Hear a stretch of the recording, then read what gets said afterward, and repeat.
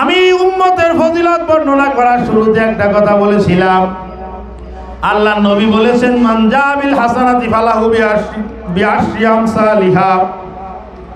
আমার উম্মতের মধ্যে যেই ব্যক্তি একটা নেক কাজ করবে বিনিময়ে আল্লাহ পাক রব্বুল আলামিন সওয়াব দান করবেন কয় গুণ? জোরে বলেন কয় গুণ? 10 গুণ সওয়াব দান করবেন। একের পর এক মুসা আলাইহিস সালাতু ওয়াস সালাম পাঠায় দেয়, আল্লাহর নবী 5 ওয়াক্ত করে ঘুমাইতে সর্বশেষ কয় ওয়াক্ত টিকেছে?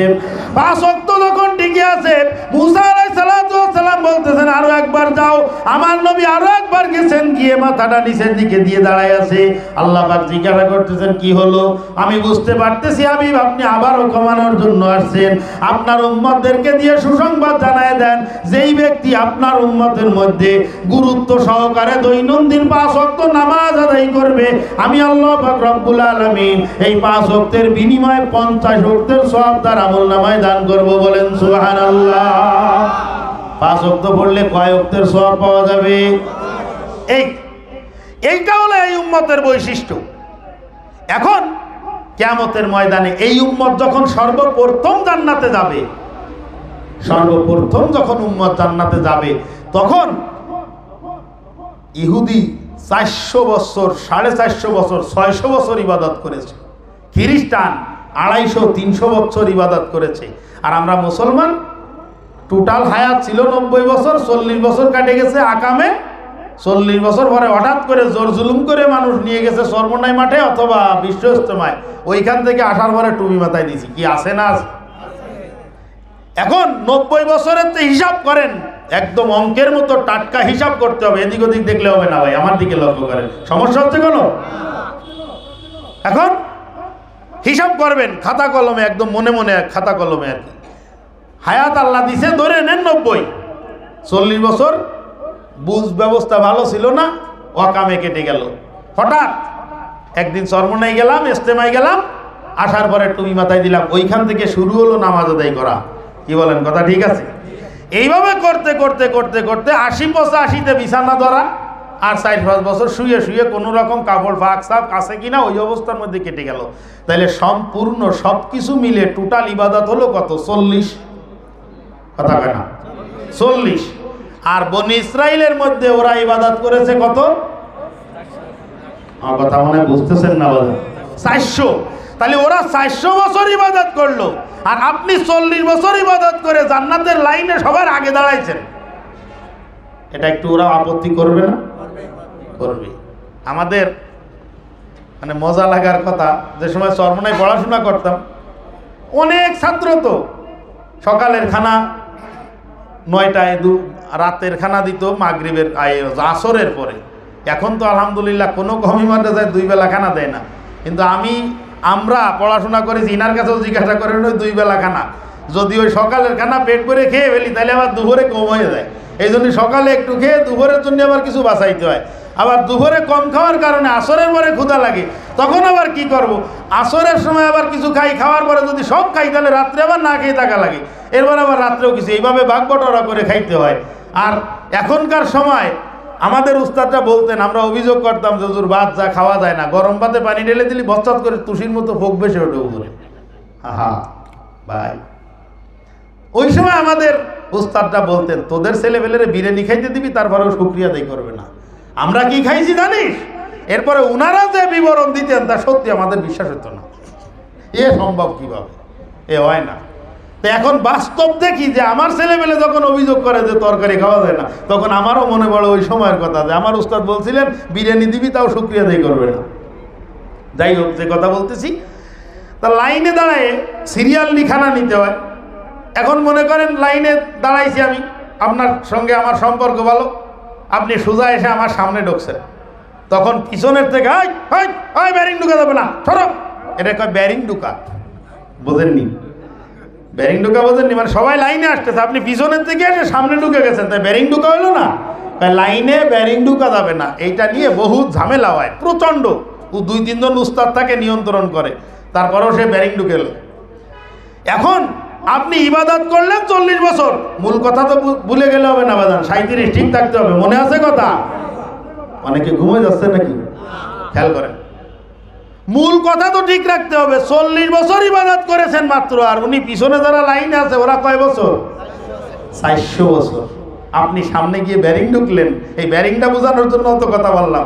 আপনি যখন ব্যারিং ঢুকবেন তখন পিছনের ওরা একটু হাউ খাও চিল্লে পাল্লা করবে কি করবে না? ও দুনিয়ার মুসলমান, ওরা যে হাউ খাও চিল্লে পাল্লা করবে, আমার আপনার নবী জনাবে মুহাম্মদ রাসূলুল্লাহ আওয়াজ করে বলেন সাল্লাল্লাহু আলাইহি ওয়াসাল্লাম, মুসলিম শরীফের মধ্যে বর্ণনা করে দিয়েছেন, তোরা যখন সামনে দিয়ে আগে আগে জান্নাতে যাবি, পিছনে কিন্তু ইহুদি এবং খ্রিস্টানরা চিল্লা পাল্লা করবে। তবে চিল্লা পাল্লার জবাব তোমাদের দেওয়া লাগবে না, আল্লাহ পাক রব্বুল আলামিন কুদরতি ভাবে তাদেরকে জবাব দিয়ে দিবেন। ধরে বলেন সুবহানাল্লাহ। সেই জবাবটা আল্লাহ পাক কি দিবে দেখেন, আল্লাহ বলবেন যে এক ব্যক্তি, ভালো করে এবার এই আল্লাহ পাক উদাহরণ দিয়ে বলতেছেন, সেই উদাহরণটা আমি বলতেছি, এবার আপনি মুখস্থ করবেন, না হলে সামনের কথা বুঝিয়ে আসবে না। আপনি এই মুরব্বী একটা কাজ করাবে, তা কিসেন কিনেছে, কিসেন ধরেছে। অনেক মানুষ আছে দিন মজুর, পরের বাড়ি কাজ করে। এই তিনজনকে চুক্তি হয়েছে, ভাই তুমি ফজরের নামাজের পরে কাজ শুরু করবা, জোহরের আজান আল্লাহু আকবার বললে তারপরে তোমার কাজ শেষ। মজুরি কত নিবা? 1 টাকা, ঠিক আছে? আরেকজনের সঙ্গে চুক্তি হয়েছে, তুমি জোহরের নামাজের আল্লাহু আকবার বলার পরে তোমার কাজ শুরু হবে, আসরে আল্লাহু আকবার বললে তোমার কাজ শেষ হবে, তুমি মজুরি নিবা 1 টাকা, পাবা 1 টাকা। আরেকজনের সঙ্গে চুক্তি হয়েছে যে তুমি আসরের আল্লাহু আকবারের আওয়াজ শুনে তুমি কাজ শুরু করবা, মাগরিবের আল্লাহু আকবার বললে তোমার কাজ শেষ হবে, তুমি মজুরি পাবা 10 টাকা। বুঝেছেন? লোক নিচে কয়জন? একজনের কাজ ফজর থেকে, কথা কয় না, আরেকজনের কাজ জোহর থেকে, আরেকজনের কাজ আসর থেকে মাগরিব। এবার একটা ইন্টারভিউ হবে কঠিন আকারে, মারাত্মক কঠিন ইন্টারভিউ, খেয়াল করবেন। 13 নম্বর গুটুদিয়া ইউনিয়নবাসী, এর মধ্যে সব থেকে কম সময় কাজ করেছে কারা? আসরের তে মাগরিব, বর্তমান সময় 1 ঘন্টা বা তার কিছু বেশি সময়।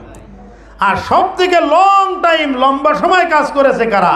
ফজরের থেকে জোহর পর্যন্ত। এখন রাত্রে যখন ইশার পরে এই তে মাথায় দাঁড়ায় মজুরি দেওয়া হচ্ছে, তখন মজুরি সবাইরে 1-1 টাকা করে ওই দুইজনের দিছেন। ওই 3 নম্বর জনের হাতে যখন 10 টাকার নোট, তখন ওই দুইজনে বলতেছে আপনারে যে কি ব্যাপার, তারা কাজ করলো কম, মজুরি নিচ্ছে বেশি, আর আমরা কাজ করলাম বেশি, মজুরি কম। তখন আপনি যদি বলেন যে আমি কি তোমাদের উপরে কোনো জুলুম করেছি? কি আপনি কোনো জুলুম করেছেন? তোর সাথে চুক্তি ছিল ফজরের থেকে জোহর পর্যন্ত করবি, 1 টাকা দেবো, সেই অনুযায়ী আমি তোমার 1 টাকা দিচ্ছি, আর এরে কাজ না করে আমি 1000 টাকা দেবো, তো তোর সমস্যা কি? দেবো তো আমি, কি কথা ঠিক? ও মুসলমান, আমার নবী ডাক দিয়ে বলতেছেন, উম্মত কিয়ামতের ময়দানে ইহুদিদেরকে যখন প্রতিদান দেওয়া হবে, খ্রিস্টানদেরকে প্রতিদান দেওয়া হবে, আর আমার উম্মতকে যখন প্রতিদান দেওয়া হবে, তখন এরাও এই আপত্তি করবে, নাহনু আকসারু আমালান, আমরা কাজ করেছি বেশি, আকাল্লু আজরান, এবং আমাদের মজুরি অনেক কম, আর ওরা কাজ করেছে কম কিন্তু মজুরি অনেক বেশি। কারণটা কি? আল্লাহ পাক রব্বুল আলামিন ডাক দিয়ে বলবেন যে আমি কি তোদের উপরে জুলুম করেছি নাকি? আমি তো তোদের উপরে জুলুম করি নাই, তোমরা কাজ করেছো, তোমাদেরকে আমি প্রতিদান দিয়েছি, আর আমার নবীর উম্মত কাজ করেছে কম, তাদেরকে প্রতিদান বেশি দিয়েছি। ও মুসলমান, 40 বছরের ইবাদতটাকে 400 বছরে গুণ করে ওইটাকে বাড়ায় নেওয়ার দরকার আছে কি আছে না? জোরে কর। 40 বছরের ইবাদতটাকে 400 বছরের মধ্যে গুণ করতে হবে। অঙ্কটা শিখাই দেব? কথা কয় না, শিখাই? শিখবেন না মনে হয়, যে কয়জন শিখবেন তাহলে মাদ্রাসায় দেন। কি অঙ্কটা শিখাই দেবো তো ইনশাল্লাহ? বিরক্তি লাগতেছে? মাঝে মাঝে জিজ্ঞাসা করি আপনার এই মনোযোগ যাতে এদিক ওদিক না যায়, তার মধ্যেও আবার 2-1 এদিক ওদিক দেখতেছে। খেয়াল করেন, হিসাবটা হবে এরকমের। এক সাহাবী জিজ্ঞাসা করতেছেন, ইয়া রাসূলুল্লাহ, ইহুদিরা যে পরিমাণ আমল করেছে, এক ইহুদির পাদ্রীর আমলের কথা আল্লাহ নবী বর্ণনা করার পর সাহাবী বলতেছে, হুজুর আমরা তো বেকায়দায় পড়ে যাব। কেন? ও 400 বছর ইবাদত করেছে, আর আমার তো 3-4 জনের হায়াত তো 400 বছর না, আর তার ভিতরে জাহিলি যুগে কেটে গেছে আমার কত বছর, তো এর মধ্যে আমি আবার এই 400 বছরের সমতুল্য হব কিভাবে? আল্লাহর নবী বলতেছেন বোনাসের কারণে, জোরে বলেন সুবহানাল্লাহ। বোনাসের কারণে তুমি 400 বছরের সমান সমান হয়ে যাবা। ওগো আল্লাহর নবী আমাদেরকে একটু বলেন আমাদের জন্য কি কি বোনাস আছে। সর্বপ্রথম বোনাসটা হলো মানজাবিল হাসানাতি ফালাহু বিআশরিয়াম সালিহা। তুমি একটা নেক কাজ করবা, একবার সুবহানাল্লাহ বলবা, বিনিময়ে আল্লাহ পাক রব্বুল আলামিন 10 বার সুবহানাল্লাহ বলার সব দান করবে। ধরে বলেন সুবহানাল্লাহ। এটা তো ইহুদিদের নাই, এটা তো খ্রিস্টানদের নাই। আমার নবী আল্লাহ পাক রব্বুল আলামিন আরো ডাক দিয়ে বলতেছেন, লাইলাতুল কদরি খায়রুম মিন আলফি শাহর।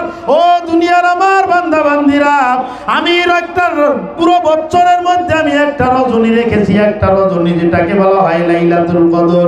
ওই লাইলাতুল কদরের মধ্যে যদি কোনো ব্যক্তি ইবাদত বন্দেগী করে, সারা রাত ইবাদত বন্দেগী করবা, আমি আল্লাহ পাক রব্বুল আলামিন 1000 মাসের থেকে ইবাদত করার থেকেও বেশি সওয়াব দান করব। জোরে বলেন সুবহানাল্লাহ। 84 বছর 4 মাস, 84 বছর 4 মাস, 1000 মাস মানে হলো 84 বছর 4 মাস।